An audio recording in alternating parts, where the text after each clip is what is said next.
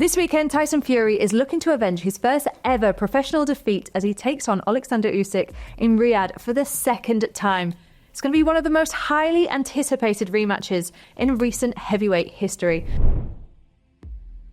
We saw Usyk become the first Ukrainian undisputed heavyweight champion in 24 years.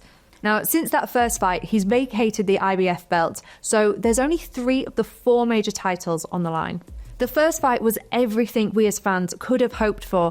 It was everything they said it would be, a heavyweight classic. But before we get into it, make sure you head over to first.com where you can see our experts' betting tips on this fight. Currently, the odds look like Usyk to win at 4-6, a draw at 15-1, and a Fury win at 6-5. The odds on this fight to go the distance are 8-13, or not to go the distance, 6-5. Now, let's take a look at the tail of the tape. Oleksandr Usyk is the smaller man of the two, standing at 6'3". He has a reach of 78 inches and has 22 wins. Tyson Fury stands at 6'9" with a reach of 85 inches. His record stands at 34 wins, 1 loss, 1 draw, and that 1 loss given to him by Oleksandr Usyk. Right away, you can see the sheer size difference between the two. That is one of Fury's advantages, and that's something he really has to utilise this time around if he wants to win this fight. He towers over Usyk, and he also outweighs him. For the last fight, he weighed in at 262 pounds, 38 pounds heavier than his opponent, who weighed in at 223.5 pounds. But as Usyk showed us back in May, size isn't everything.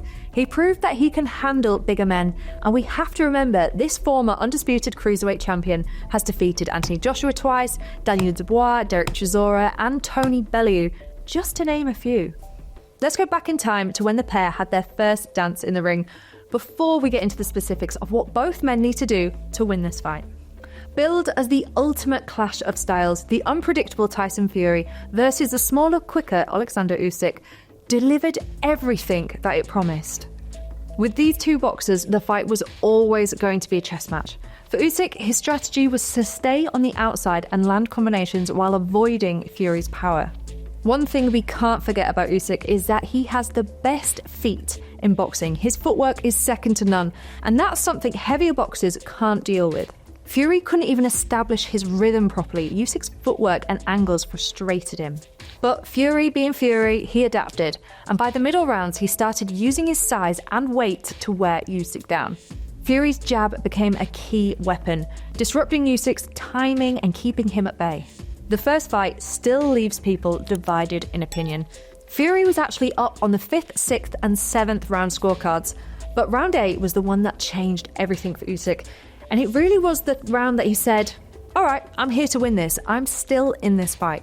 Up until this point, the fight had been slipping away from Usyk. He's landed a right hand that drew blood from the nose of Fury and continued to apply pressure. The damage caused by Usyk in this round seemed to affect Fury going into the 9th. Into the 9th, Usyk landed 14 unanswered punches, including several overhand lefts, which had left Fury wobbling and stumbling around the canvas, out on his feet pretty much. Referee Mark Nelson gave him a count, but if this was any other fight without any titles on the line, that fight probably would have been stopped in the 9th. By this point, Usyk had taken the best of Fury, and the 9th round was just incredible from him. In the 10th, you would think it was Usyk's time to take advantage of Fury, but he didn't rush his work, which, if he did, maybe could have stopped the fight and put an end to any doubt that fans might have had over the scorecards. As it stood, the 3 judges all agreed that the 8th, 9th and 10th round were 10-9, 10-8 rounds in favour of Usyk. Lennox Lewis didn't lie when he said, from round 10, we're going to have an unbelievable last 3 rounds. The pair had just 6 minutes to work it all out.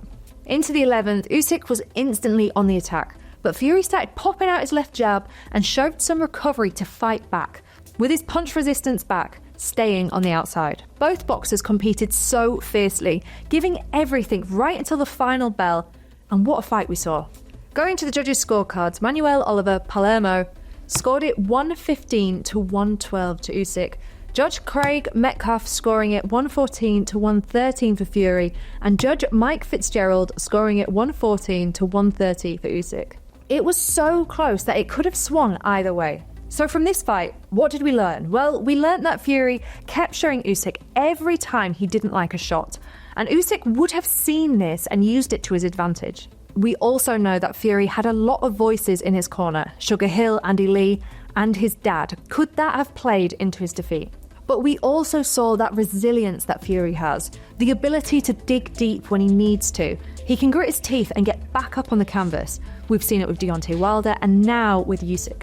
He has all of the tools to come out of this fight as champion if he starts faster and disrupts Usyk from the opening bell. He can slow Usyk down by hitting into the body and limit his movement. We might even see Fury box dirty this time around, using his weight and leaning on Usyk. However, as I said earlier, Usyk has one of the best, if not the best feet in boxing, and this isn't to deal with, especially as he's the lighter, quicker man.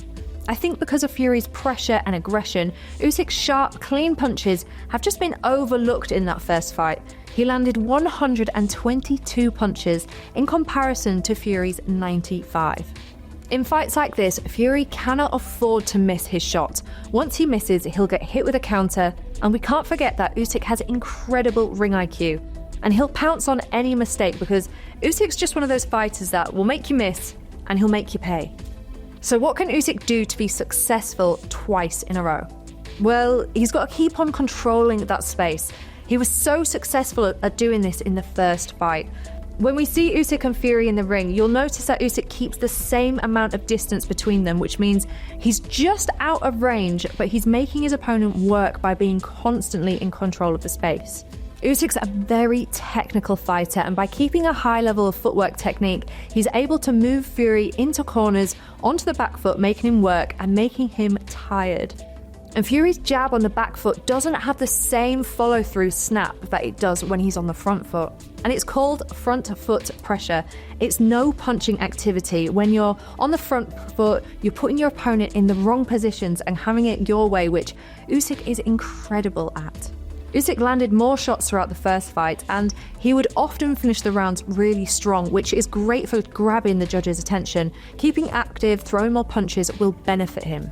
I'm expecting to see Usyk break down Fury's defense, exploiting gaps, quick counters, and playing on Fury's mistakes with different angles and different combinations. So what does Fury have to do to turn it around this time? Well, it all starts with the jab. As they say, the jab is key. Who can establish that jab first, and who can keep hold of the center of the ring? Fury has a magic jab when he's on the front foot. He flicks it out so effortlessly. And when he's on the back foot and he's moving backwards on the defense, he can't quite get the snap on it that we're used to seeing. And that leads him up to getting pressured on the ropes.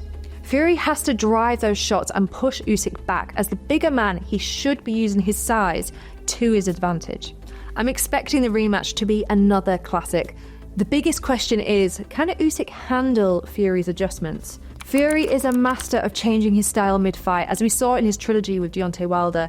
Usyk needs to be ready for anything, from Fury's slick boxing to his roughhouse tactics.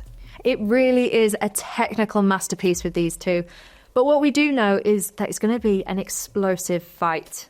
Two of the best heavyweight fighters in the world, cementing their legacies as the greatest of this era. It's not one to miss.